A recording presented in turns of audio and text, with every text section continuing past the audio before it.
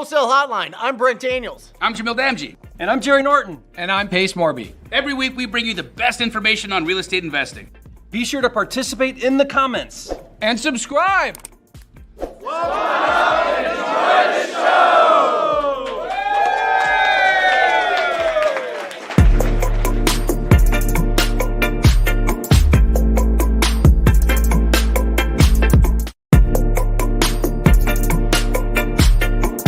So thank you so much for calling Wholesale Hotline.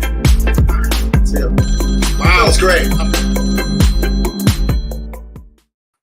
Welcome back to Wholesale Hotline number 243. My name is Brent Daniels, Mr. TTP, Mr. Talk to People, joined by the incredible Jerry Norton, and he's here.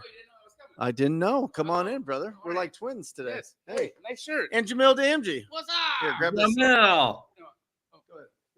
Hey, hi. Hey. Here we go. Look at that. These guys are just incredible. How you doing, Jerry? Jamil, you're back in AZ. Yeah. Where are you? Today? We're in Orlando. Fun. How long are you there? A couple days, and then Portland, and then back to Puerto Rico. So we're on a little road trip. Very cool. Yeah, I'm here. I'm in AZ for the day. I got to do some work tomorrow, and then I got to be in Canada. When? On, I don't know, Wednesday. Hey, Jamil, how was your challenge day one? That starts on Wednesday. Oh, Wednesday. Okay. Yep. I thought it was all week. Yeah. No, it starts on Wednesday, and I'm excited, man. It's gonna be a good time. I'm excited to come hang out with you in Puerto Rico. That's coming up too. When is that? Like 2 weeks? Less than 2 weeks. Island Basura. Where'd you learn that, Jamil? That was a good one, though. That's it. I think you got it right. We had a great. I mean, time not right, but the word right. Yeah. He got it right. Brent's like, yeah, affirmative. He's canceled. Yeah. We had a great time in Boston together. That was fun. Yeah. We had our owners club retreat, our fall retreat. So tell me what's going on with the title company, bro. Yeah. Incredible. Yeah. So we, as part of our owners club community. Yeah. We own businesses with the people in those communities, right? In that community. Yeah. And one of the businesses that we started was a creative finance title company. I love it. The problem is that so many title agencies just won't or don't know how to do the deals. Right. They don't know how to handle the servicing. They don't know how to handle the paperwork. They botch it. Mm-hmm. They totally botch it up, and then they spook out sellers and they spook out all the people and the agents and everyone involved. And so because that kept happening over and over again, one of the first initiatives that we did was start creative title agency. And now that's operating in 43 states. 43 states. If you have any creative finance deals you want to do, lease option, you want to do a contract for deed, you want to do a land contract, you want to do seller finance, you want to do a subto, you want to do a subto and an FHA and a subto and a VA. Not just creative, right? You could do regular all deals, assignments, double escrows, triple escrows, quadruple escrows, all of the really, really, really fun stuff that most title companies have a hard time doing. We do. And I'm going to give everyone the web address for that title company. But can I tell you what was really cool? Yeah. So, it takes money to get these things started, and there was upfront costs and all that. But we finally made some money. We were able to give out a distribution check to all of our partners. Awesome. For the first time. And now they're just going to keep going, right? Because we've already handled our startup expenses and we're already profitable. How flipping cool is that? Jamil, I don't know if you know, but we're working out a deal to offer that through PropWire as our preferred title company. That's awesome. Yeah. Jerry, speak to the importance of having a unbelievable escrow officer on your team. Well, yeah, I mean, that can make or break your deal. Your title company, your transactional coordinator, as wholesalers, we think that our job is to go out there and make the rain and make it rain and do deals. And that's true. But man, I can't tell you how many deals fall apart after you put a deal together because of all these other things that you don't want to have to deal with, or that you are not that good at dealing with, because you shouldn't be. You should be working on your next deal, not figuring out paperwork and closings and escrow and managing seller and buyer and all these moving parts. That's where, you got to have a really good title company. I recommend a really good TC that can kind of manage all those moving parts. And think about it this way. Like if you just close 10% more deals that way, or it's removes a lot of headache off of your plate, like that's just money to the bank right there. It's huge.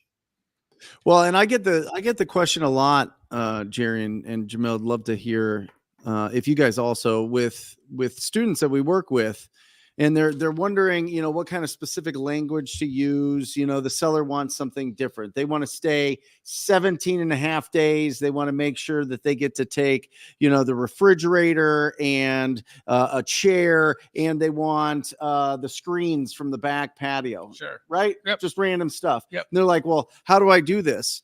Have the title company draw it up. 100%. Have the title company put in an addendum together, have you sign it, have the seller sign it, and boom, you're moving forward. I am telling you, all of the language that I've used in my purchase agreements for the last probably 15 years has all been written by escrow officers.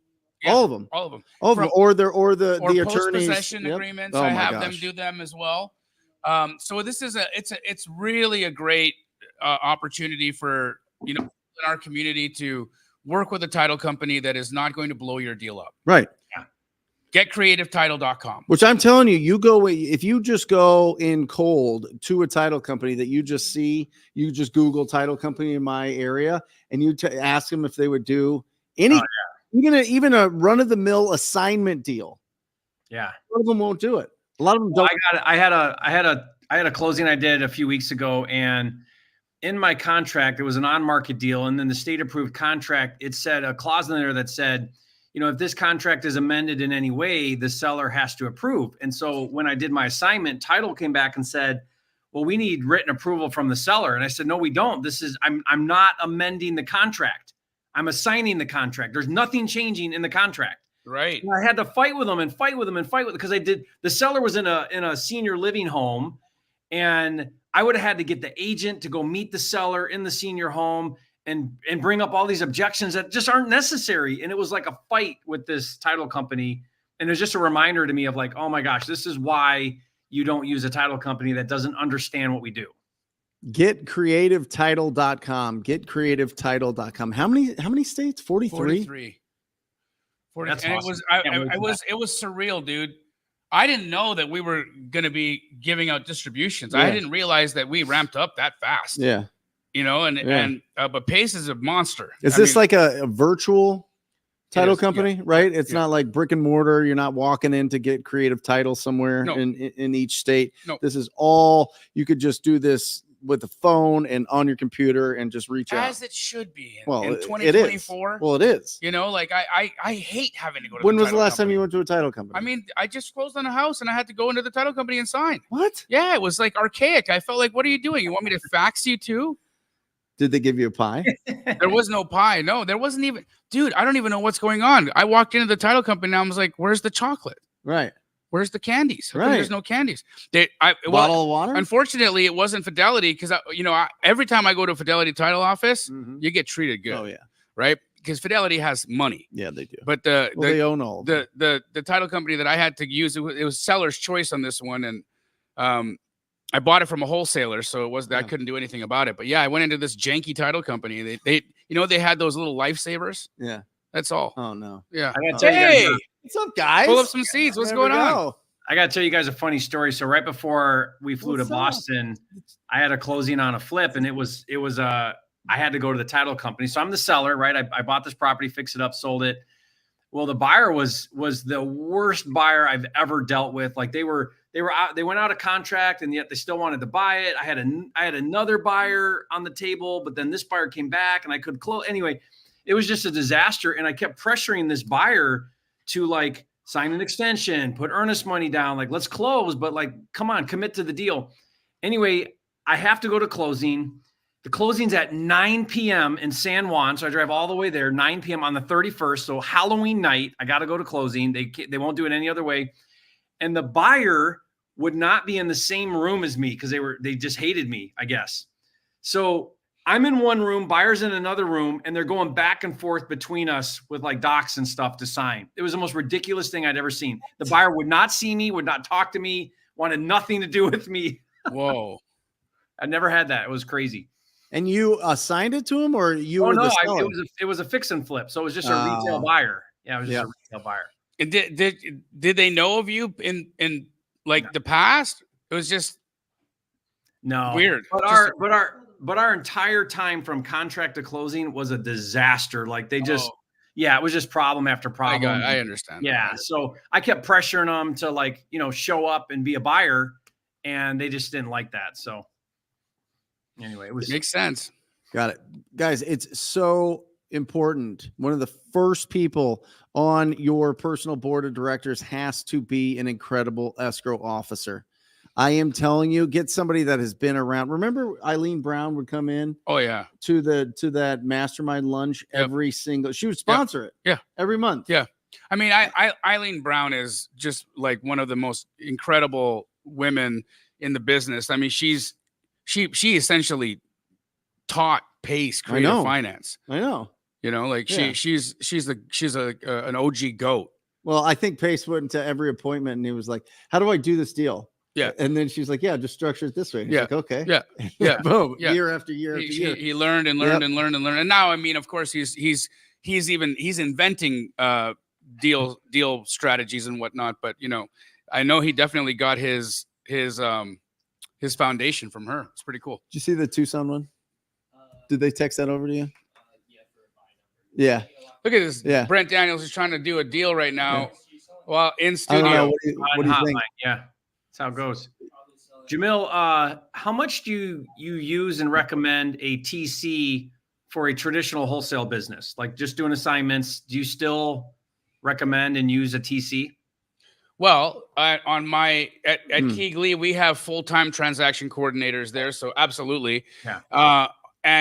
But I'm just gonna put this out there. When I first got started, no, me neither. When I first got started, and it was just me, and I was doing, the volume of deals that I was doing by myself. It was brain damage, but I could have used a TC. Yeah. But at the time, I didn't use one. Now, transaction coordinators, especially on these creative deals, I think you can't get away without one.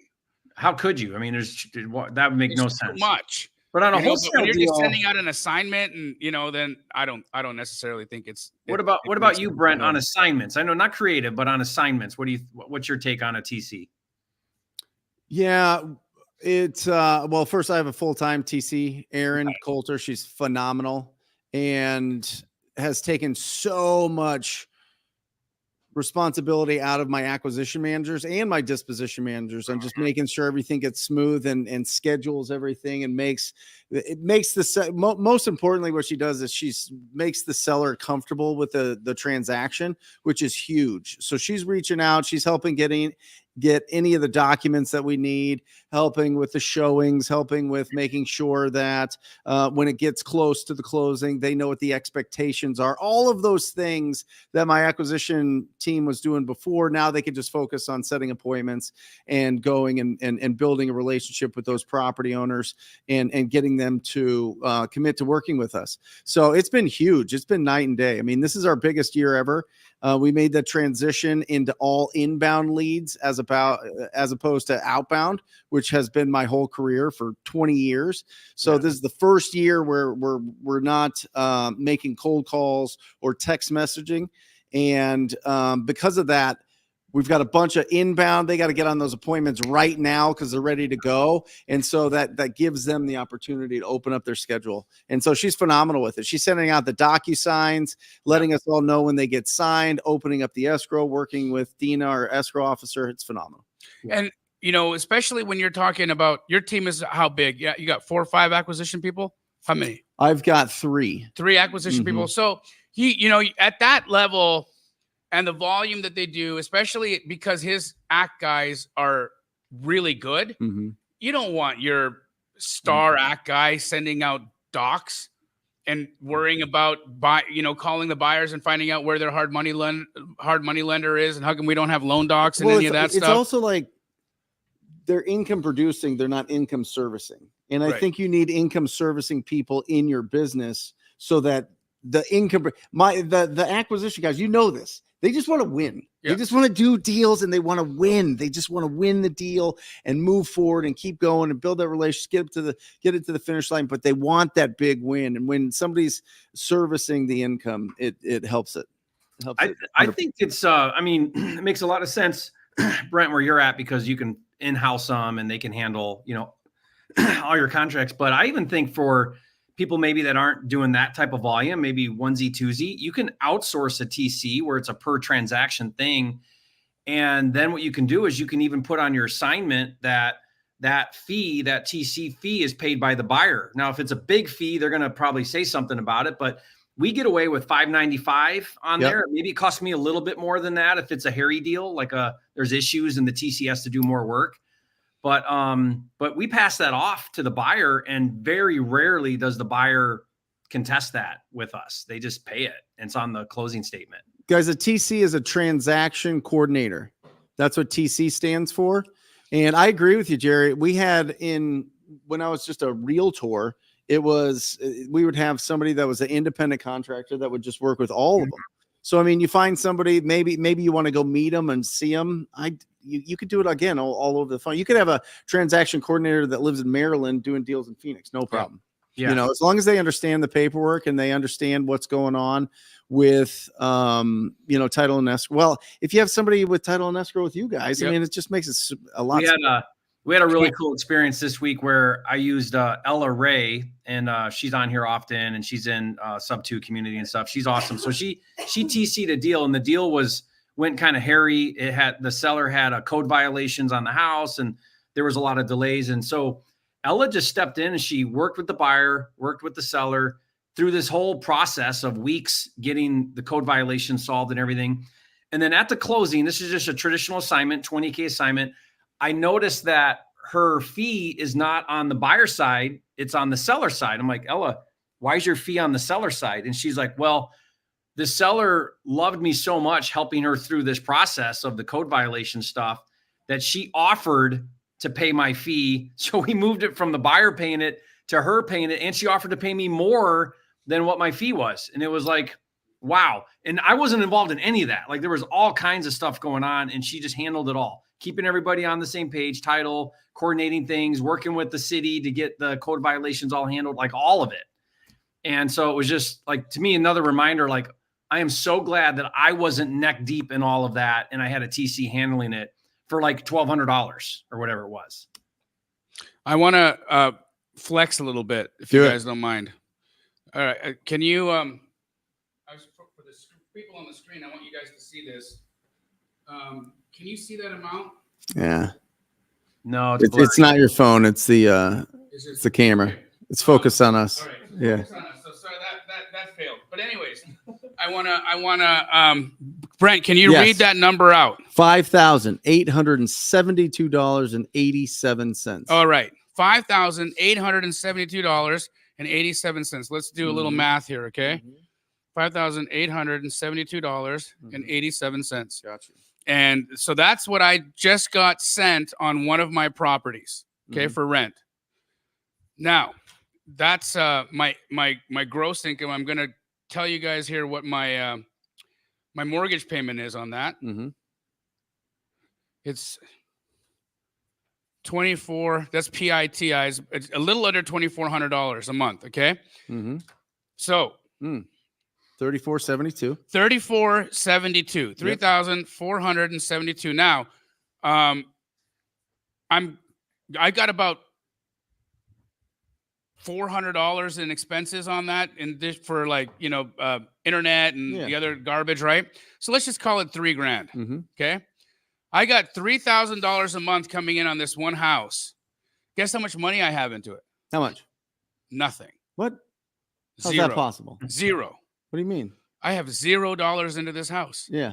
Because I bought it, I fixed it, I filled it with co-living tenants. Yep.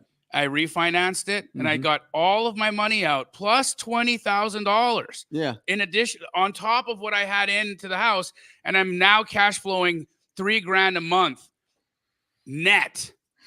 So what's that times by 12? 36,000? Yep. The average American makes how much a year? 65,000. 65,000. So that's half the salary of the average American from one home.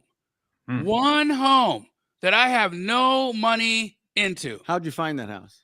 Because guys, listen, without a doubt, you make money when you buy. Yeah. Absolutely. Let me just say this. You want to know where I got this house? Loud and You want to know clear. how I found this house? From dudes like that. Wholesalers. I bought it from a wholesaler. Yeah. Yeah. Where at? Here in Phoenix. You bought a wholesale deal. I bought a wholesale deal. And In your backyard. I fixed it up. And you rented it. I rented it. Did you get the DSCR loan? I did. Right. Yeah. Which is income based. Yeah. Which is interesting. You guys should look into that. And I got all of my money out plus the $20,000. I got a $20,000 payday on refi day. I don't got to pay taxes on that $20,000, by the way, because it's a loan. Yeah. It's debt. And now I'm cash flowing $3,000 a month net. Come on. Net. And guess what's even How better? many tenants? There's 6 tenants in there. Okay. Guess what's even better? I have 10 more of these in construction right now. Do you really? Yeah. Just picking them off. I'm changing my whole game. I'm changing my whole life. Yeah. Because do this 10 more times. Right. That's $30,000 a month. Yeah. Net. Yeah. Net. That could pay for the gas for all of your cars. Yes. Yes. That's awesome. Except for the Cybertruck. Oh, I pay nothing. And that's right, baby. That's it. Do you hear that, Jerry? Stop sending us those memes, dude. Also, it's a cool car. All those people who slammed me on Reddit saying I was an idiot for buying the Cybertruck. I just it just pulled up beside your house today, right? Okay, that thing made me $800 last month. Yeah. $800 net. Net. I know. Awesome. So real quick. So are you looking for single family properties that aren't in HOAs that you can do a pad split on? Is that your main focus? Yep. Right? Yep. Because HOAs do have a problem with it. Yep. Some cities have a problem with pad split. I'm only going Phoenix because you can have up to 6 unrelated people in one house in the city of Phoenix. Right. Mesa, only 3. Yeah. Right. Yeah. Yeah. So deed restrictions, right? You guys have to look into deed restrictions if you're going to do that. Make sure, and whoever you have, do you have somebody managing it, or are you doing it yourself? This property. Oh, so my sister is doing just like the regular management of it, but it doesn't need a lot, dude. Right. We don't have any turnover in there. Yeah. Part of the strategy, like some people are doing co-living and they're doing it wrong. Right. If you know how to equip these rooms the right way and pick the right properties in the right areas, you have no turnover. I have no turnover in those units. How do you pick the right areas? There's a number of criteria. We look for specific types of services, specific types of access to transportation, and job opportunities. And you pick those things. You pick those things right. And there we have certain criteria that we check boxes on. Yeah. And filling those things up takes less than 30 days. Yeah. Yeah. So what does each room rent for? I'm getting so that's got to be like a little over $800. No, $900 a room. It's $1,000 a room. Yeah. It's sometimes a little over $1,000 a room, but then PadSplit takes their fee. Got it. Yeah. And who are the type of people that rent a room? Regular people, dude. Yeah. So you would think, you're gonna have some problematic tenants and whatnot. I've had nothing but sweethearts just having a hard time.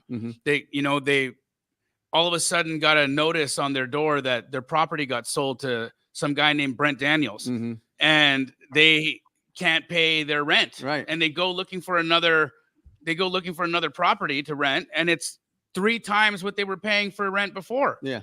And so they're like, what do I do?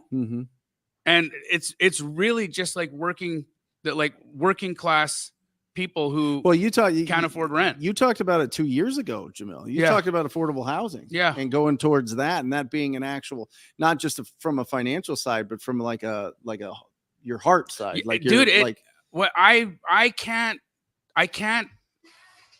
ignore the fact that I have been a part of making over 7,000 homes more expensive. Right. It's a fact. Yeah. I've been in that. I've made over 7,000 homes. Yeah, more but expensive. with that increases property taxes, which increases services, Sure, spaces, security, schools. Listen, I'm not saying it's bad. Right.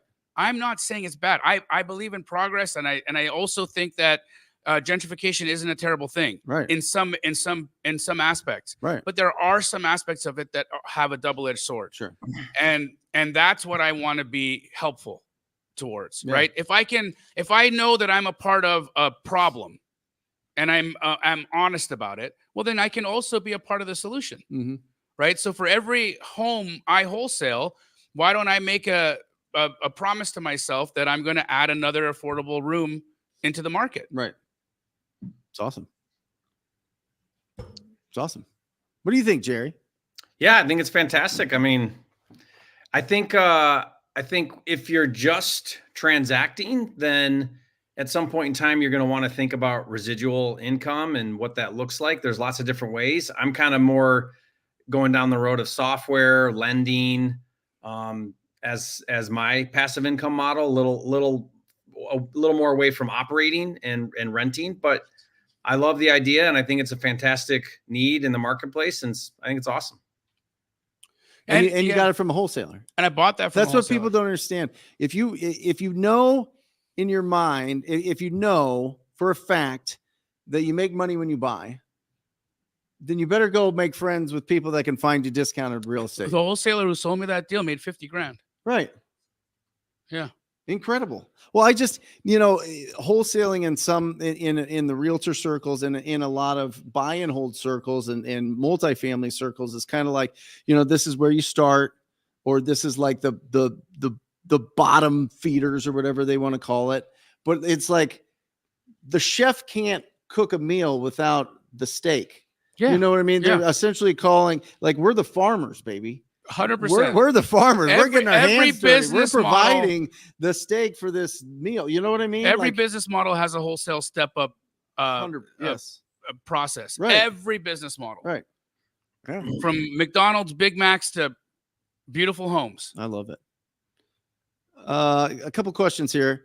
Guys, put in your questions. We're going to be jumping all over the place, answering your questions. Thank you for participating. We know that the time change, this episode every single year is always, people hop on later because of the time change. Can I ask which a is question, great. though? Yeah. Who are you people who don't have cell phones? Because you know what happened to me because of daylight savings time? Nothing. Yeah. My phone did what it's supposed to do, and it auto updated itself. And so my life also auto updated. Yeah. Who are you wind up dolls out there that don't have cell phones? Jamil, we stay at 5:00 though. But I was just in a place where they did fall back an hour. Yeah. Right. But I still made it to my morning session on time. Why? Because my cell phone updated itself while I was asleep, and it knew to wake me up at the time that it was supposed to wake me up at because of a thing called an alarm. So I ask all of you wind-up dolls out there who are not here today, why? Well, it's instead of 8:00 on the East Coast, it's 7:00. Okay. You get that, right? Yeah, I do understand. We're the only one that doesn't change. I was on the East Coast. I know, but if you're used to it starting at 8:00, now it's starting at 7:00. Oh, I understand. Because we don't change. We're still at 5:00 here. Okay. So I take it back. You're not a wind-up doll. Jerry's used to it being, 8:00 in Puerto Rico. That's why I was texting, because I don't understand time travel. I don't understand it. I just don't get time travel. Confuses me every time. Yeah, I got all these people in the chat right now saying, Jamil, do you not understand it's not the same time. It's at a new time. Okay, you're right. Okay. I'm the wind-up doll. I got it. Jerry, what is the best advice for somebody just starting out? Well, I think when you first start out, you've got so many things that you're thinking about you need to do. And you tend to get really excited. You're in this honeymoon phase. You're learning things as you learn new things. It's so exciting. You're like, oh my gosh, I'm learning all these cool things. I'm so excited. And what you do is you end up talking yourself out of doing what you really need to do, which is the one thing that's going to result in a deal. Because if you don't do the things that result in deals, you don't get any deals, and it's all for nothing. So you've got to have quality conversations with sellers or agents that have distressed real estate. And you have to, at some point in that conversation, put a number in front of them, an offer, we call that. And if you're not doing that every single day, you're not going to get a deal. You're not going to get any money. And you're going to be back on Wholesale Hotline next week with no deals, and next week with no deals, and next week with no deals. And you're going to keep asking this question, what do I do to get my first deal? Guys, whatever you're doing, none of it means anything. It's all a big waste of time until you talk to somebody about selling their house. Like, what do you got to do to get on the phone and talk to somebody? Until that happens, you're not actually doing anything. You're just spending your time, you're getting ready or whatever you're telling yourself. But you need to tell yourself, if my head hits the pillow tonight and I haven't had 5 quality conversations where I made an offer, then I didn't actually do the business. I didn't do anything. At least I didn't do anything that would result in something happening. And so I think people in the beginning, they really got to grasp that. They really got to that's got to sink in, and it's got to be part of your every single day. Like, you've got to get to that place. How fast can you get there is what you need to be asking. So I love that. And I have a chicken and an egg scenario here that I think we could maybe help solve for Michael here, because he's probably sitting there thinking, okay, yeah, I'll get on the phone. Sure. I'll talk to a homeowner. I'll talk to a real estate agent, but I don't know what to say, or I don't know what to offer. So how do people get past that? What would you say, Jerry, and Brent, to somebody who's like, okay, I'm not scared of getting on the phone. We have another gentleman in the chat right now saying, this is the first time I've ever been on this channel before. I don't know what the hell you guys are talking about.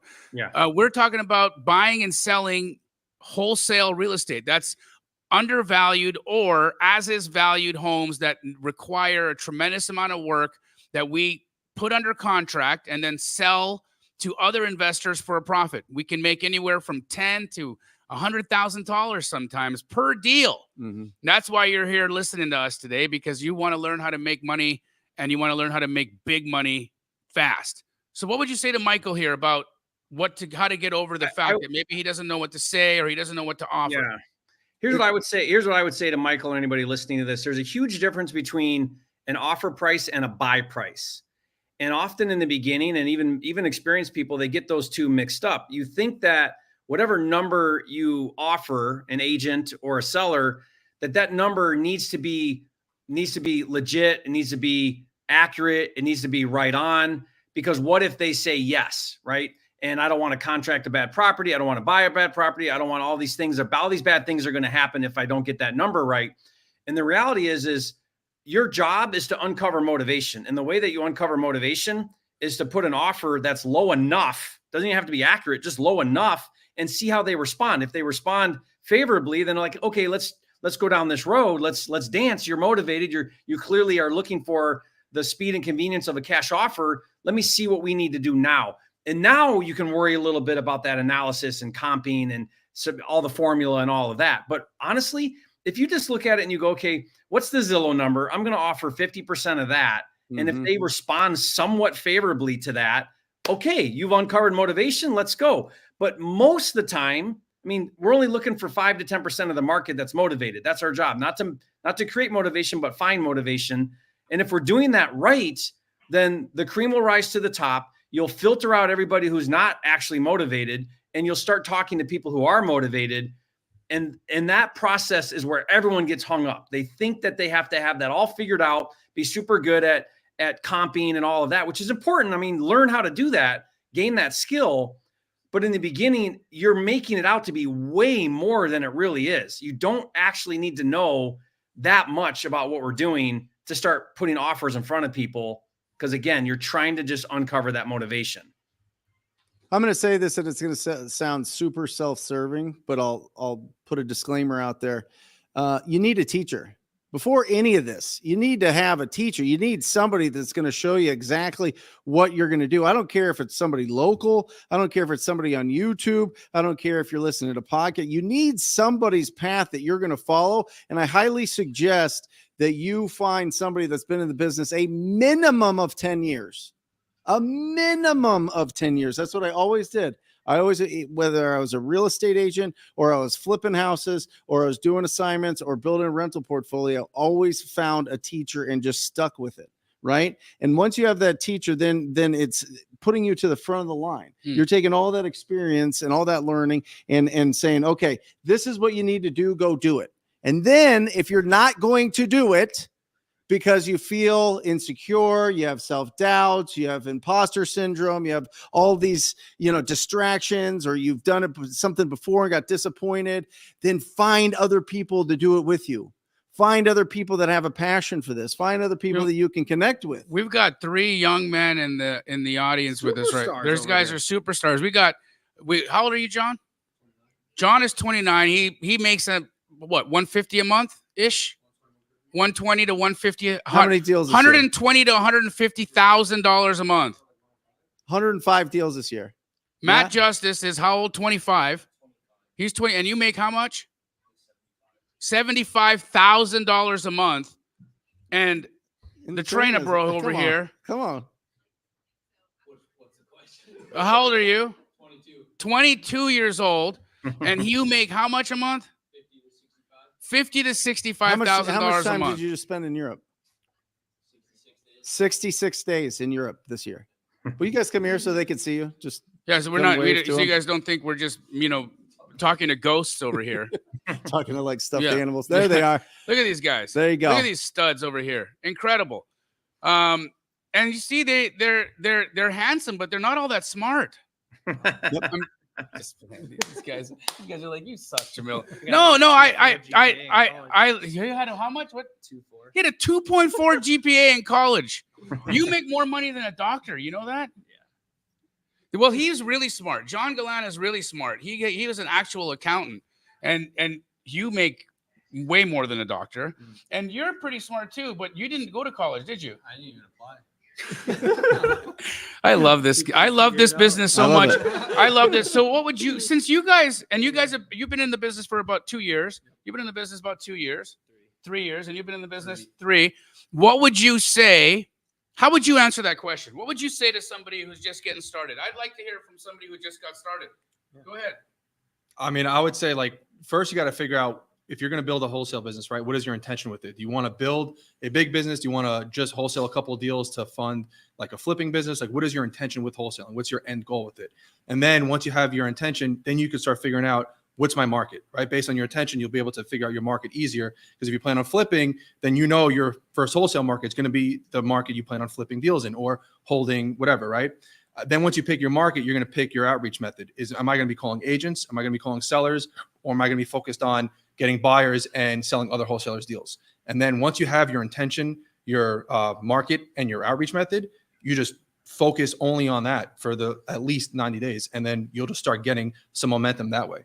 And you'll learn a lot from that experience. And the other thing is, don't be afraid to cancel. I canceled my first 15 contracts in a row. And to be honest with you, after contract 10, I was like, I don't need any more. But, then the rest of them, I was like, I'm really good at canceling contracts right now. So I don't worry about if I lock it up at the wrong price. Right. I just trust my numbers and I'll know how to get out of the situation. Right there, just build a callus, right? Be like, okay, I made a mistake. I got the number wrong. Let me try again. How about you, Matt?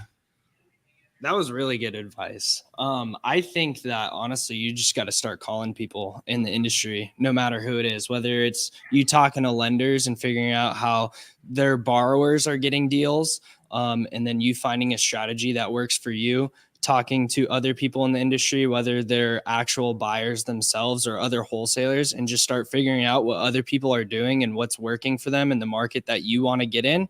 And just kind of going from there and just keep making calls and just trying to connect with as many people as possible. Because I thought there was one way to do deals, but there turns out to be multiple different ways to do deals. And then you kind of start trying it all. Then you figure out, okay, I'm really not good at these other ways. I'm really only good at this way. So then just stick to the one thing that you're good at and just keep doing that thing over and over and over again. And that's really about it. Yeah, I agree with both these guys. I think also too, big part of it, you got to get around the right people who are doing the things that you actually want to do, and go make messes and create a bunch of chaos and fail, and then bring it back to your people and then get it fixed. And now you know what to do next time. And then all of the questions that you have of what to do starting out, they go away if you're just around people that are doing it. Awesome. Thank you, guys. Thank you. Great answers. There you go. And Jerry, what are your thoughts on this question? Yeah, I think those guys are spot on. I mean, I love that advice. I think it's just really comes down to taking that action, you know, like, I mean, like I see this question, I see it quite often. And Michael's asking, you know, what's your best advice for someone who's just starting out? But honestly, Michael, I'll bet you, I'm willing to bet that you already know enough. You don't need more advice. You already know enough right now to at least take massive action, which is going to lead you down the path of learning the things you need to learn. Because I can give you all the advice in the world. So can Brent and Jamil and Pace and those guys. And you might be like, yeah, that's awesome. Okay, yeah, I'm going to do that. But honestly, a good coach and all of that's going to head you in the right direction. But until you do it and you learn from it, either learn from it by doing it right, learn from it by doing it wrong, none of it means anything. None of it will sit. None of it will sink in. So I just think you build on what you already have. Take action. You're going to learn as you do that. Take more action. You're going to learn as you do that. And the next thing you know, you're off to the races and you're doing deals and you're learning as you go. And you'll never stop learning. Like I'm constantly learning new things.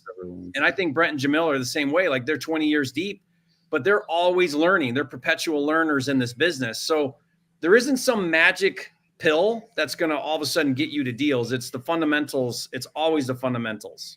I wish there was. Me too. Talk to people. I mean, that's it. Listen, you could go out right now. Here's some instruction. I'm going to teach you something. It's going to Earth just shaking, break your brain. This is more. Here we go. Profound. Here comes some profound advice. More profound than daylight savings time. Hit us with the calculus. Okay. Go find an ugly house and talk to the owner. You don't say. It's what? No. Guys, you're hearing it here for the first time. Talk to property owners that own ugly houses. All right. It is the secret. Don't tell anybody that you're going to do it, though. Okay. Because once people find out about this, all the ugly houses are going to go away. They're all going to be pristine. It's going to be like the beautiful, every community is going to be perfect and pristine. Guys, there are so many. 6 to 10% of the real estate market is motivated. That's the fact. And so that's upwards to 14 million properties at all times. There's going to be some form of motivation, and it's either the property problems or the personal problems.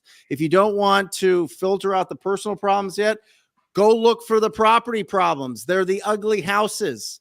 That's it. That's all. That's how you get going. That's what I did for my first 20 deals. I had a garbage bag that I had taped around my back window because we had a terrible hailstorm in 2010. And it broke your window? And it broke out the window. I couldn't afford to fix it.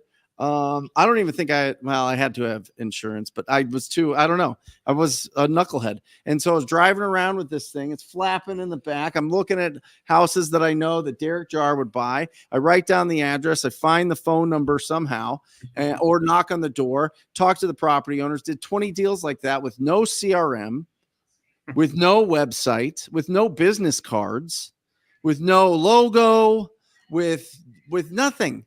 What about a fancy script like the perfect script, you know? Oh yeah, I was really refining that. I was just going through and I was like, oh, I got to say the perfect thing because that'll convince them to sell to me. Yeah, at a great if you say the price. right words in the right order, it's hypnosis. It is hypnosis. Yeah, it is. There you go. So great question there. Here's a good question. How can Randy get a 6-figure assignment? Ooh. Do a luxury deal. Okay. Yeah, you could do a luxury deal. Speak on it, Jerry. Well, I mean, typically we're talking about a percentage of income or percentage of value, right? So, you know, if you're flipping a $50,000 house, then more than likely you're going to get a $5,000 or $10,000 assignment.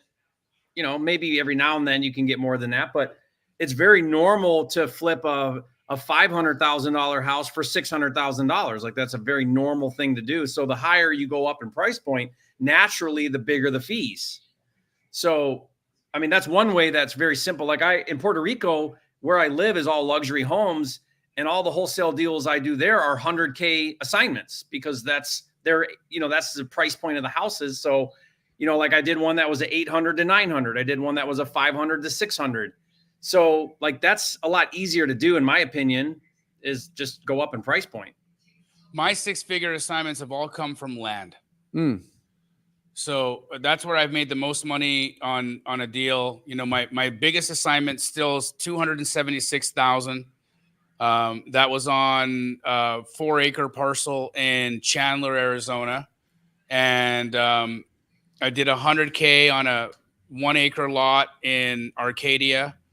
I've done another, I mean, and portfolio deals. When we do portfolio, like multiple houses, we make 6-figure assignments on that. But those are very complex.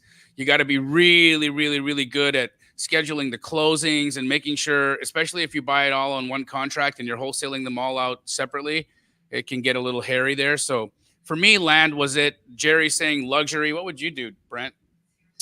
Well, one, I would make sure that you talk to as many buyers in your market as possible. I think the more buyers that you have, the more that you can recognize potential, right? The more that you can put deals in front of your list of cash buyers, the more that you're going to understand what they're looking for. And you can see potential in something that other people can't because you've had these conversations with investors that are a few steps ahead of you, or maybe they're generations ahead of you in where they're at wealth-wise, and they can just pour into you exactly what they're looking for. They need you to find those deals for them. So one, have a lot of buyers, and two, let the seller give you the price first. Let them don't just throw out some price right off the bat. Just pull out the price that they want. It'll shock you. It will absolutely shock you what some people will say that they want for their house and be absolutely happy with. And so pull out the price from the seller first every single time. Try to do it. If you can't, then you're going to have to show your cards a little bit, but for the most part, I think my guys can pull out the price 80-90% of the time. Yeah. Love it. I got this question here, which is great. Do you run into trouble dispoing on market deals? I have a few on market leads, but hedge funds won't give an offer for on market, and I do not want to get backdoored by buyers I try to assign my deal to. I do on market deals all the time. I know Jerry does as well. So I'll give a small answer here, and I'll pass it over to these other two. You don't necessarily do a lot of on market stuff, do you, Brent? No. So Jerry and I are mainly the only guys here that'll do this. So I'm not primarily dispoing to hedge funds. I don't necessarily even like dispoing to hedge funds for the following reasons. Number one, they always require a longer inspection period on those deals. Usually it's 2 weeks.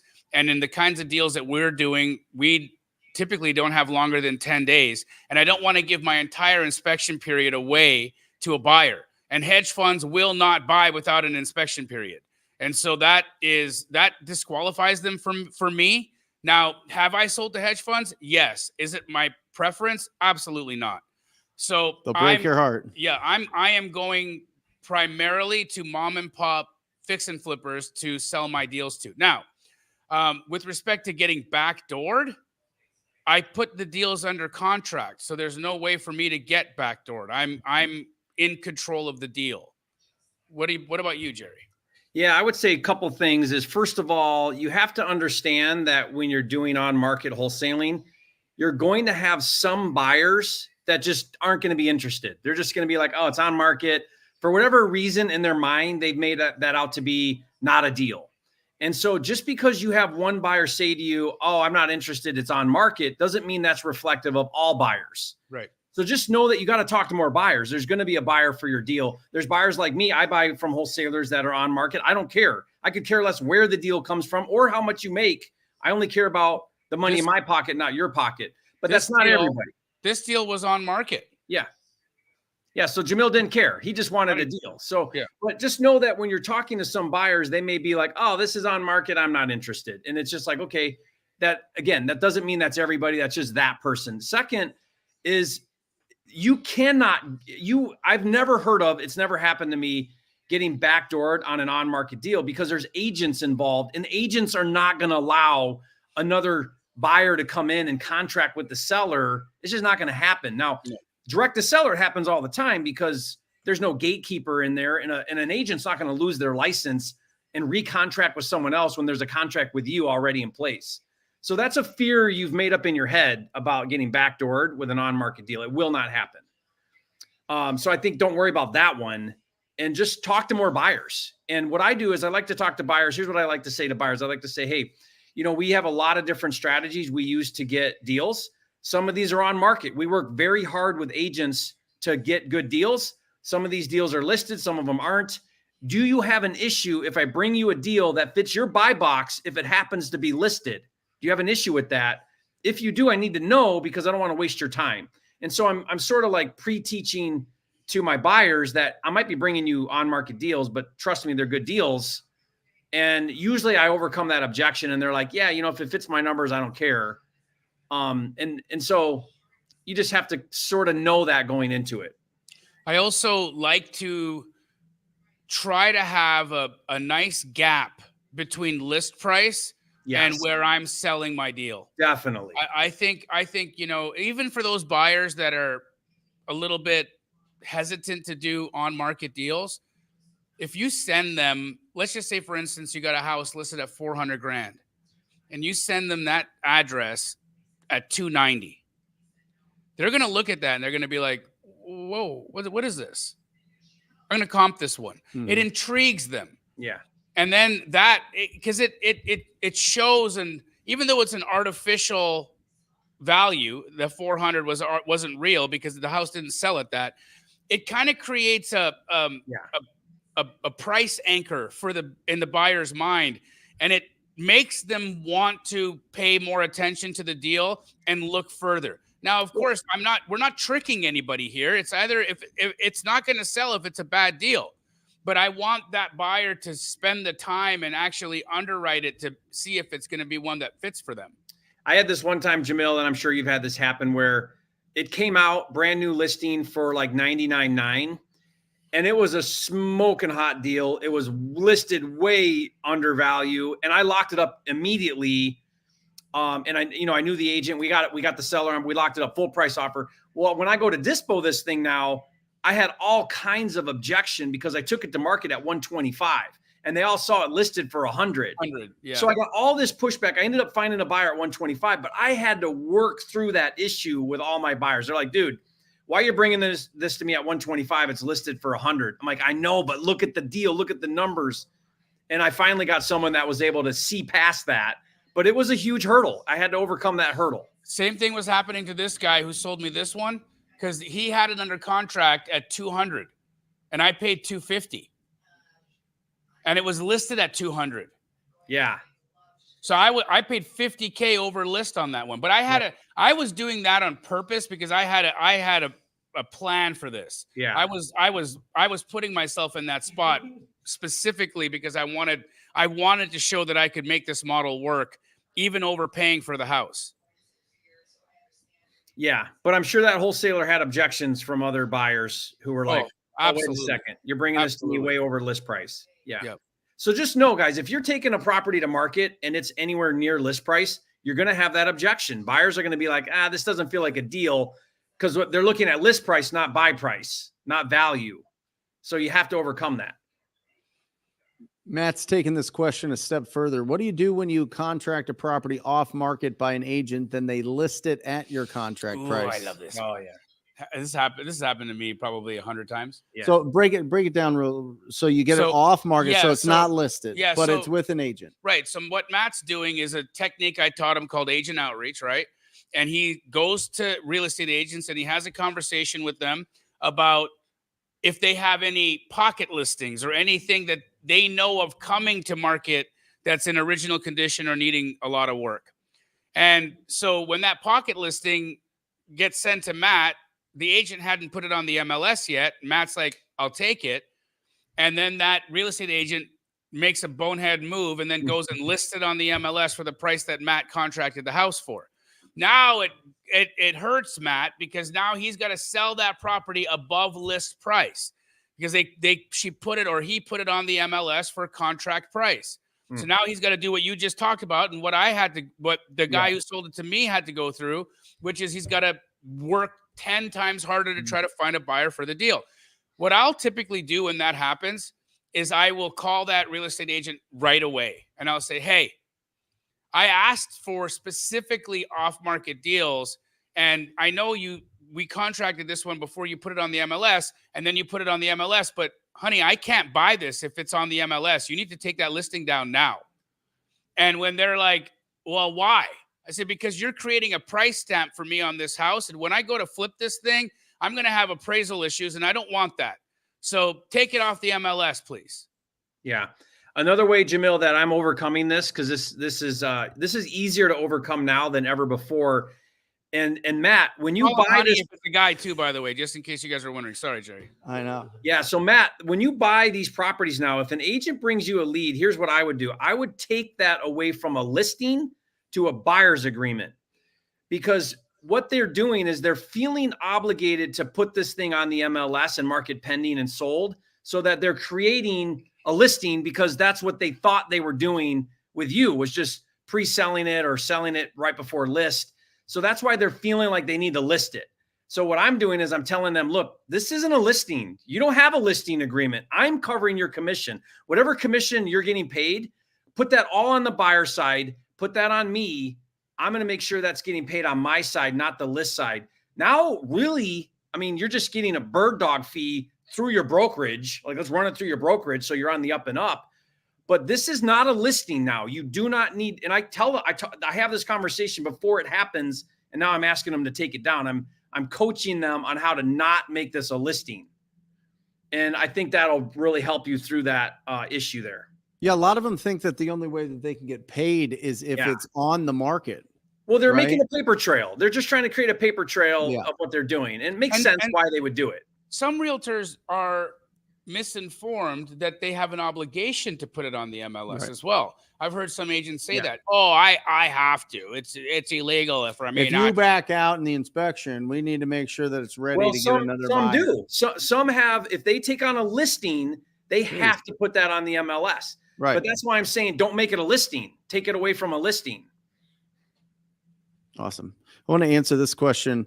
Cold calling baller. Hey, Brent, who do you use to scrub against the DNC list when dialing with the Mojo dialer? Ran across an angry seller who said they will report me to their lawyer. Yeah, guys, I've been suggesting to scrub against the DNC list since 2017. Nobody listens to me because you guys are out there and you guys are doing what you do. But which goes back to the whole thing of, it's not a bad idea to get a coach. Right. Well, I mean, you got to listen to your coach too, Jamil. Well, yeah, that's the other part. But listen, if you've never dealt with any lawsuits, it's a scary thing. You know what I mean? And when somebody slaps you and you get served for calling somebody on the DNC, it's not going to feel great. Now, can they go after you and take everything from you? No, but they can try to get at least $500 out of you, $1,000, $1,500 get like more. $2,500. Right. And my answer to that is just ignore it. Really, they're not going to litigate you for a $2,500 settlement. That what's happening is these are known litigators. I'm not telling you to look. I'm not giving you legal advice first, okay? But here's what I do.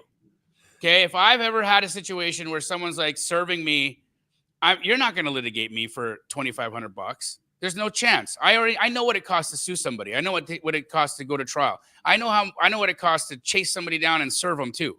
So they're going to send you a demand letter. The demand letter is going to say, we're going to sue you unless you pay us $2,500 extortion, right? So you just don't accept service. There's literally courses on it now. Yeah. There's literally courses that people take on how to shake down anybody. I mean, and it's not just our industry; it's any industry. And so I just want you guys protected, and especially if you're doing. Where is where can they scrub against the DNC? Well, I get my numbers from Deal Machine, and they say it right there. I mean, it's right there in the download. Same with Batch, same with everybody. It'll be on there. The one thing that I would scrub is the litigator list, right? These are people that have filed lawsuits in the past, and you can get those removed because they're professional litigators. Known litigators. Literally, that's all they do is stay on the DNC and hope that people call them. Well, and usually then they're litigate. attorneys, or they have a family member who's an attorney, and so Real estate agents. Yeah, it's just a way for real them estate to get agent. Realtors, realtors that do not sell properties love taking you to small claims court for real, and they'll represent themselves. There's a gal here in town that's done it to 27 people here. Get out of here. I swear. 27 and grow. She's on the news. She's on the news bragging about what she does. That's great. And she gets new numbers, puts them on the DNC, and then when people call them, then she goes after. I swear to you, dude. No. I swear. She's wild. She goes and gets new phone numbers, puts it on the registers DNC, and then waits for the calls to roll in. Every time one comes in, she's like, "Yeah, I got him." Right. So is she like takes it a little farther so she can get the company name and all that? Of course. So she fits. Of course. Whatever it is that people are selling, whether it's gym memberships or whether it's buying her house or whatever, she's like, yeah, absolutely. Sure. I want to answer a couple of these questions for Robin, who's in the chat. He's up in Canada. So Robin, neither Brent or Jerry will be able to tell you these things because they've never wholesaled in Canada. But first, it's very difficult to wholesale in Canada. It's difficult to wholesale properties in Canada because there is no access to sold data. Okay, the Canadian government, for some reason, colludes with the Provincial Association of Real Estate Agents across the country to suppress that information. Okay, they suppress that information, and there's all kinds of litigation right now between Zillow and Redfin against these real estate boards to release this information for the benefit of the public. But for whatever reason, they don't do it. They haven't been successful yet in Canada. And so, Robin, it's very hard to find out how much a property could be worth if it was fixed up without having a real estate license in Canada. My suggestion to you is everybody who I've trained that wholesales that's in Canada virtually wholesales in the United States. So you can, with an internet connection and a cell phone, you can wholesale properties in the United States using either your personal name, or you can get an ITIN number and start an LLC in the United States. But just know that you'll be subject to paying American taxes for earning money in the United States. I'll tell you something interesting. So we looked at this 3 weeks ago. Jesse Champlain, that's running my PPC stuff, right? We looked up. You search terms in areas to see what the potential pool is for those areas for pay-per-click, right? Sure. For Google, bro. Canada, what is it? What's just like by New York and everything? Ontario, Toronto, yeah. There's like 5,000 people, 7,000 people a month searching "sell my house fast." Crazy. Nobody's there. Yeah. No, and it's because there's no sold data. It's because there's no sold data. So how do you not get into? I'm like, how do I figure this thing out? Well, how I was able to, and I mean, I cleaned up when I was wholesaling in Canada, but what I had is I didn't need to have sold data, right? Because I had the buyers in hand, right? And I knew what they would pay, right? And all that, but if you have buyers and you can how hard is it to get a license, Jamil? In Canada, I've couple. I mean, it's probably just as easy as it is here. A couple of weeks. Get your license then, and now you got access to it all. A couple of weeks. Yeah, but you can assign. Will the title companies know what the heck you're talking about? It's called a skip transfer. Right. I love that. Yeah, it's called a skip transfer. It's not called an assignment in Canada. It's called a skip transfer. That's cool. And do the title companies know how to do them? It's not a title company. You go to a closing attorney, but they absolutely do. Yeah. Yeah. Yeah. Yeah. I mean, if they don't have title insurance there? No. Really? Yeah. That's got to be crazy. I would, if I was there, I'd be getting my license. Just file yeah. Guys, look at where you need I would look at that as like that barrier to entry to get a license is going to give you an advantage because of everybody not willing to do it. Right? Same problem here. Yep. And Robin, actually, funny enough, I'm going to be in Canada next week.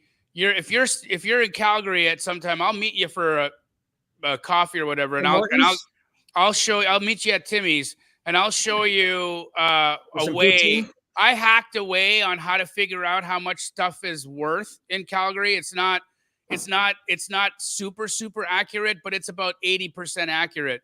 And then if you're really smart, you'll just start making lower offers. Or you'll start door knocking on people, and you won't do on markets. You'll door knock people, and you'll kind of have a range on how much stuff is worth per square foot, and then just go and start cleaning up. We're gonna get some ketchup chips, all dressed, yes, and a Wonder Bar. What are those called? Coffee Crisp, crunchy. Yeah. Oh, crunchies are so good, dude. Oh man, Canada has the best candy ever. They sure do. We also have a delicacy called poutine. Oh yeah. Oh yeah. Yeah. At McDonald's you can get poutine. Everywhere. Yeah. It's when you smother crap all over a teenager. Poutine. It's a play on words, people. Yeah, I get it. Jerry, could you do another insightful video on current legislation and regulations in the industry? I like your perspective as an expert. Yeah, it's been a little quiet lately. You know, I try to watch this quite closely. Yep. And there hasn't been any. I mean, we had a cluster earlier this year where there was like 4 or 5 states, like boom, boom, boom, boom, and then it's been a little quiet. I am monitoring a couple of bills that seem to be kind of stagnant.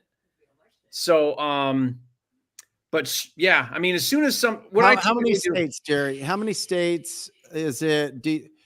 Boy, I mean, there's at least a dozen. A dozen that have some sort of regulation. Do you know of those, how many of them require a real estate license? We know Illinois. Yeah, most of them want a license. Kansas. Yep, I can give you the whole list if you want. But yeah, that'd be really helpful.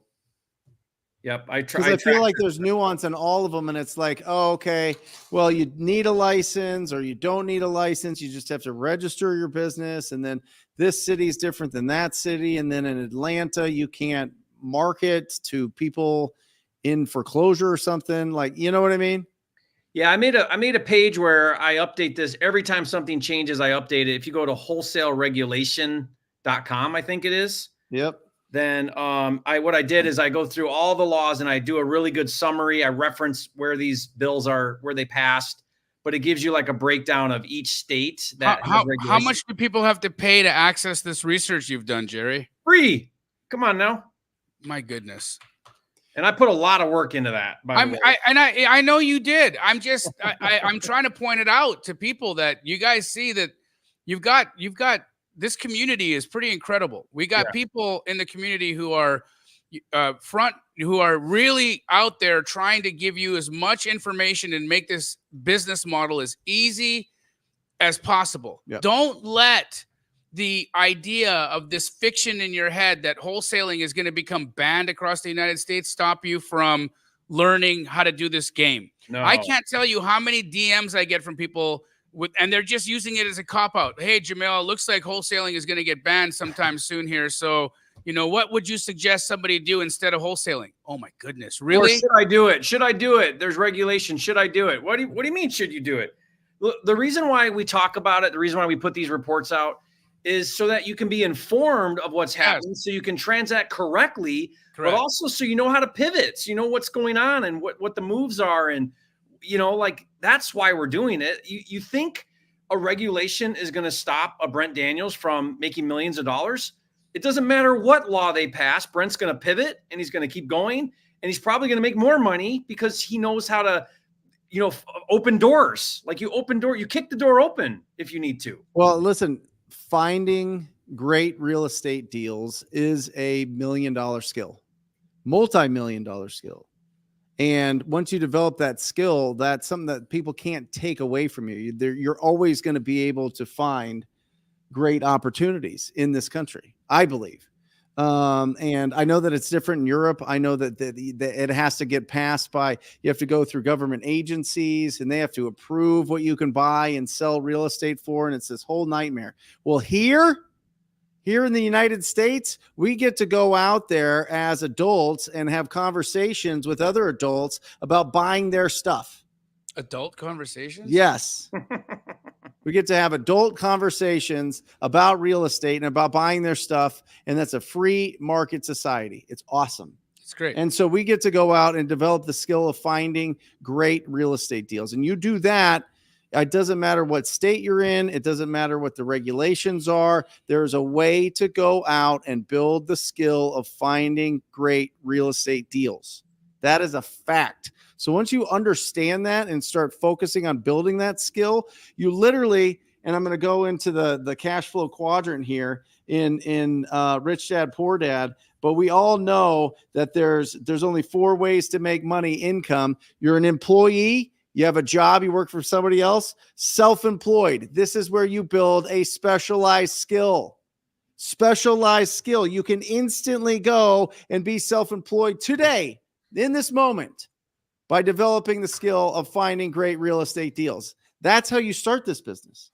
That's how you start going. And you start building that skill and you start recognizing potential in the marketplace. You start building the connections with people. You do that over and over and over again, and then you create an actual business out of it. And then you fire yourself from certain parts in that business. And now it's a servant to you. You're not a servant to it. You are now working on the business, not in the business. But you cannot skip the skill, skip the step of building the specialized skill. Everybody out there that thinks that the specialized skill is going to be done by a $4 VA or a $7 VA, you are already out of business. You're already out of business. You can't skip it. You can't skip this. Right? I 100% agree. Here's all the states. I think hiring a VA to do stuff that you haven't done yet. Yeah. Here, let me hire you to do something I don't know how to do.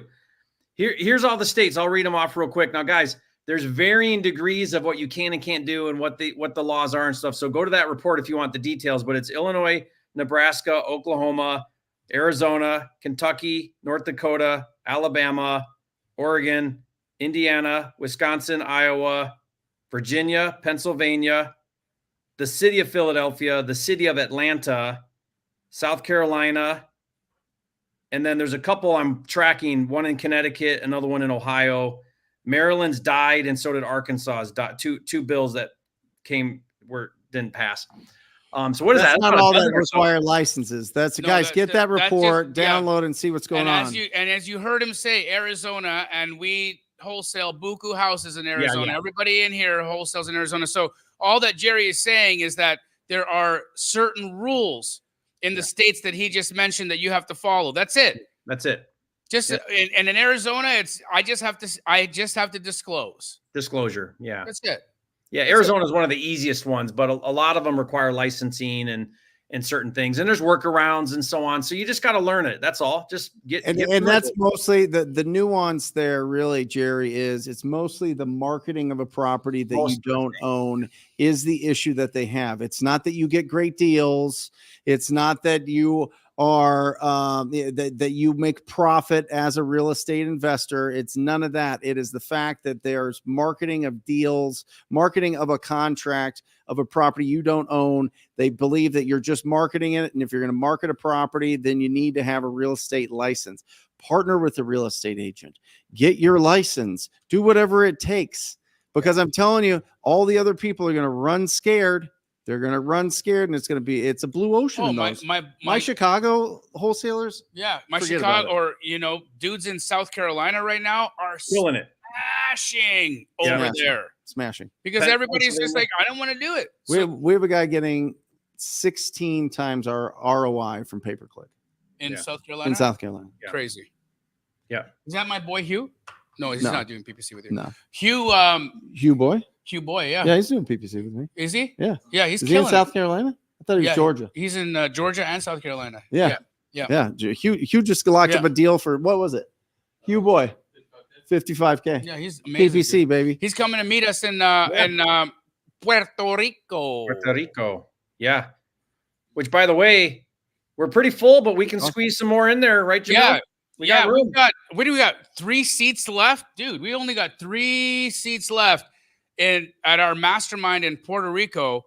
If you guys want to learn how to get free leads and sit and actually do agent outreach with Jerry and I over 3 days, We're going to hone in and hand train you. Yeah. Go to jerryandjamil.com. Guys, you will not get a better return on any investment this year than this. Yeah. I am telling you to go and be in a small group with Jamil and Jerry and literally just build the skill right there. Yeah. And it's, guys, no passport. It's the American dollar. Flights are pretty reasonable. You're staying at my hotel there. It's in the event center in the hotel. Jamil and I are going to be, breaking bread with you and spending time with you. And it's small group, or this is not a big group, this is small group. So yeah, it's going to be really good. Like 15 people. Mm-hmm. It's super small. It's the biggest no-brainer this year. Easy. It's I just put the web address in my pinned messages on my YouTube, jerryandjamil.com. Come hang out. I got one here. Galaxy Big Bird question. What's the difference between the BRRRR method and co-living? Or are they the same? If they're different, what's the pros and cons? I should know when deciding which method to go with. Okay, well, they are not different. Here's what I need you to understand, Galaxy Big Bird. That when we're talking about a traditional BRRRR, right? You're putting in a long-term tenant into that property. And it's just one long-term tenant. And so, but the difference between a traditional BRRRR and the co-living model is co-living. First, we renovate the property to suit co-living. It's not going to be the same type of property renovation that you would have in a long-term rental. So we're very specific on how we renovate these homes so that we can retain our tenants. Now, what the one difference is what Brent had pointed out earlier, is that when you go to refinance on a BRRRR, often what they're doing is they're using sold comps to justify value. Whereas on the DSCR loan that we get, you are getting an appraisal based off of income. Mm-hmm. And so now, because these properties are generating crazy cash flow, the value is higher. And that allows you to pull out much more of your money. And so they're the same, but different. I hope that made sense. Yeah, I would describe it like this. The BRRRR is just a strategy of buy it, renovate it, rent it, repeat. But what you do with it is what Jamil's saying is co-living is one method of renting where you're doing a very specific type of rental. But BRRRR is just that process of buying a discounted property, renovating it, renting it, refinancing, repeating the process. So you could BRRRR co-living, you could BRRRR short-term rentals, you could BRRRR long-term rentals. BRRRR is just the way of the strategy of how you're taking it from beginning to end. I was talking to a loan officer, Aaron Chapman. He does more investor loans than anybody else in the country. And his suggestion for BRRRR is interesting. And this is not for co-living, so it's a bit different. He says refinance it before you rent it.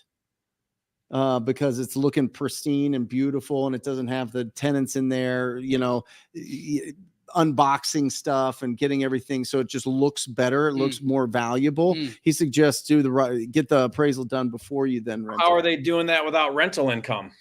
You would just get the estimated rental income. Estimated rental income, or they're doing it on sold comp. So I don't think they're going to be able to push the value as high. It could, but you know what? Who knows? Because totally different. Yeah, totally different. Because what he's talking about is we're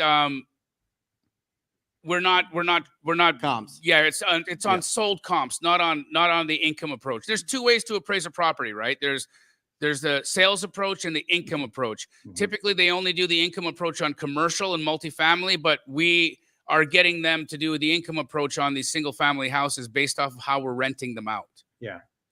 By the way, Lori Crosby, no, you do not need a passport to go or come back. No passport at all. Just Pansy asked Jerry, is there a shuttle from the hotel? It sounds like Pansy wants to book her ticket. Come on, Pansy. Is there a shuttle from the airport to the hotel? It's a 10-minute Uber ride. It's a $10 Uber ride from the airport to the Jerry hotel. owns the airport and the hotel. It's all the same building. All right. There's super 14 easy. People that'll be on the island that day. Yeah. And you don't need to rent a car. Like, we got you. Just Uber yourself to the hotel and you're set.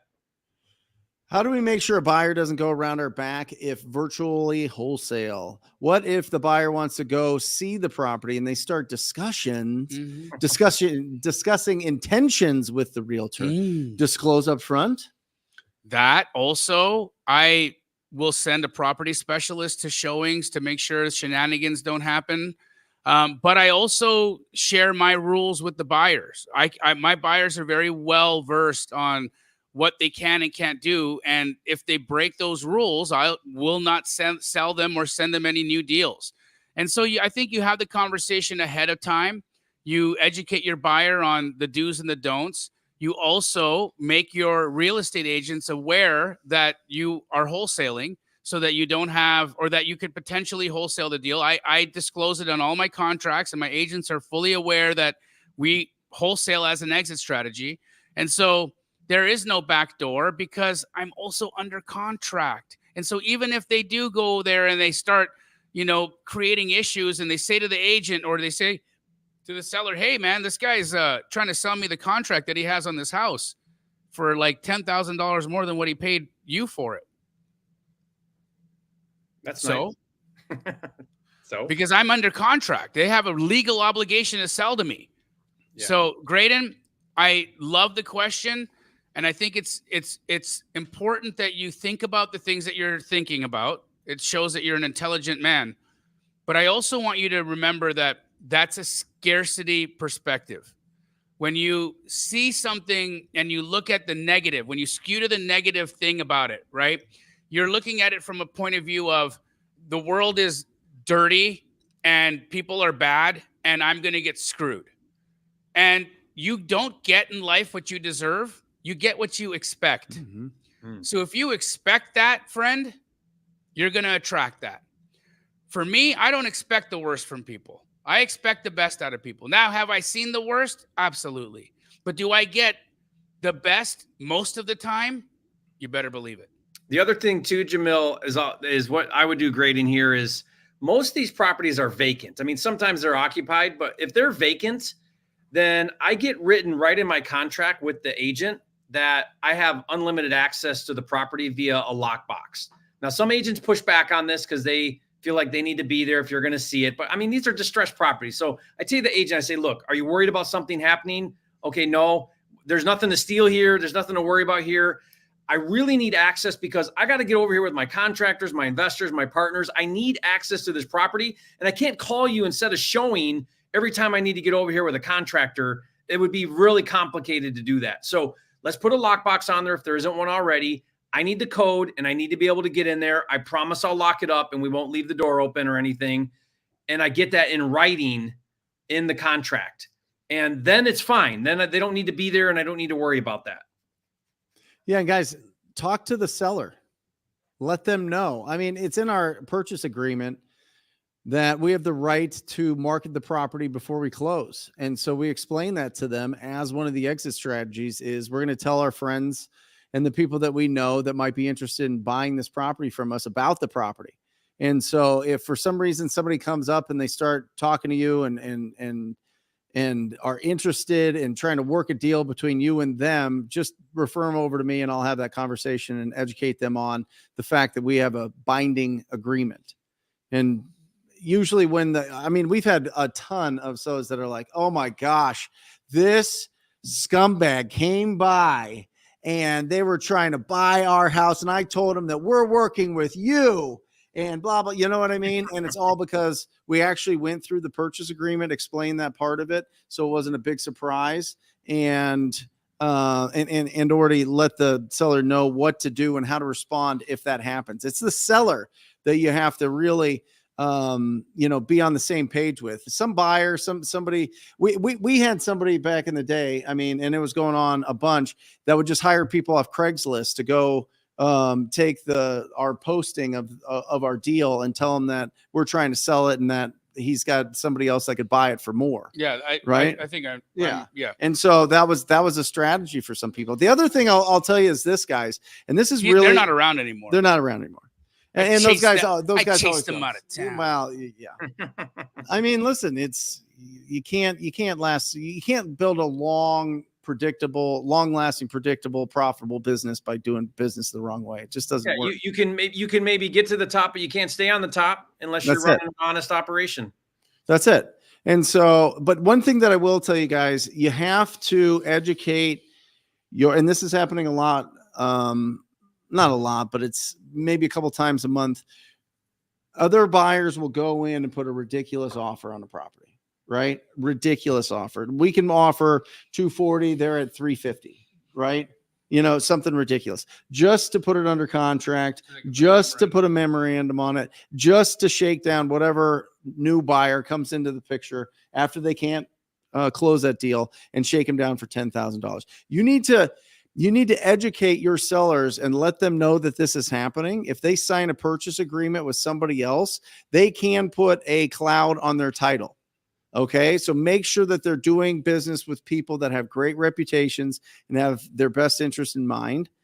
And really hammer that in there and really have that conversation, because a lot of sellers are getting hurt. And then that's even beyond just hurting the sellers, it's hurting the business, it's hurting the industry. And that's why you see so many people crying for regulations, especially real estate agents, because they think it's all a scam, because they think that that's what our industry does. Just lock it up for whatever, and then put a lien on the property, and then get paid to that. You're basically just like holding them hostage. Yeah. Right. Yeah. It's extortion. Yeah. That's it. That's the word. Yep. So you go, Jerry. So Jerry, when is your guys' event? Let's wrap this thing up, huh? Coming up here in what, Jamil, 2 weeks? Next week. We start what date? On 13th, I want to say. The 13th. Yeah. So I'm coming in on the night of the 12th. So 13th, 14th, 15th, 16th, we are in Puerto Rico. Mm-hmm. Puerto Rico. That's a week and a half. So Pansy, get your ticket. We got 3 seats left. 3. Yeah. And I seen that there were people in the chat right now that were saying 3 of them sounded like they wanted to, hey, you get it. You guys get it. No. Well, I'm telling you, the only reason that there's even 3 is because you guys decided to do this right in the middle of the most contentious election of all time, right? Like right afterwards. And so, guys, this is your opportunity to slip right in there. I'm telling you, you will not have an opportunity like this ever again. There's no way. There's no way that you're going to get Jerry and Jamil for days on end teaching you, holding your hand, doing the work in Puerto Rico. I think with 20 people in the room. There was You guys are bananas. I really wanted to go to Puerto Rico. Right. There was one thing. The second thing is Jerry and I love making content with each other. Yep. And so we were like, okay, well, let's get Jamil out to Puerto Rico and let's shoot some content. And then that was that was actually all that was going to happen. But then as we were sitting there making content together, like, wouldn't it be cool if we just invited a handful of people to come and just kick it with us, and we'd just blow people's minds and really elevate them over a small period of time. And that's how that happened. We made our master class, and it was just like doing the master class, Jamil. It was like on my YouTube channel, we've done now what have you done? 7, 8 videos, I think, are on there now. And we did like a deep dive on all these different areas, and Sherry Fitzgerald and Pansy are both saying they're jumping in right now. So there'll be 1 seat left. Let's get Myron. Come on, Myron. I see Myron's asking, like, what's going on? I don't want to miss it. Come on, Myron. That would be awesome. But yeah, it's all kind of come together. And you're right. You know, we don't know if we're going to do this again. I mean, Jamil's taken a whole week out of his busy schedule. I am too. Just to be with a small group. I don't know if we'll do it again, but I can tell you that you and I will look at each other at the end of the week and say, that was a lot of fun. Big commitment. Good. Yeah, that was a lot of fun. And I probably not going to do that again, but it'll be fun. Yeah. And the people who show up are going to they're definitely going to get their money's worth. It's going to be pretty crazy. Yep. It's going to be good. Yeah, best deal of the year, guys. Go check that out. JerryandJamil.com. There's a couple more spots. Make sure you sneak in there and take advantage of that. That's $1 million skill. $1 million skill established. So awesome. we're at the end of time, but tomorrow's D-Day. Mm-hmm. What do you guys think? I think we won't know for a while. Yeah. I mean, if we're being real, Yeah. you know what I mean? Yeah. Like it's just there's going to be a lot of I can't wait. I can't wait because I'm just nailed in Pennsylvania and some of these other areas. You know what I mean? I can't wait because I'm just so sick and tired of all of the news and the text that I get and all of it. I'm like, the text messages are insane. Oh. Yeah. Oh my God. Oh my God. All those guys are going to need a job, so we're going to hire all those people that no longer work for the election. It's a text message. No.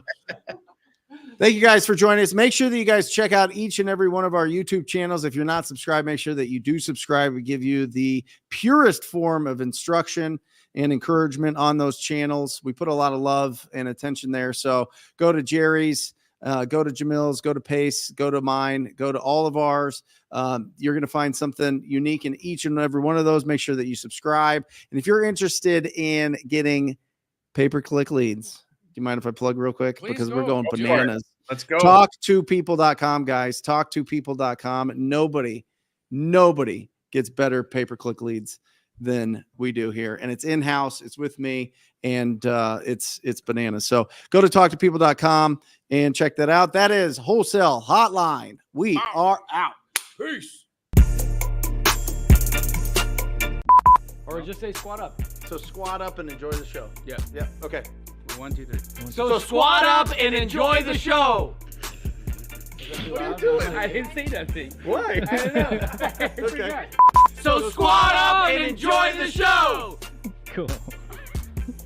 I think we should use the one where Jamil doesn't say anything.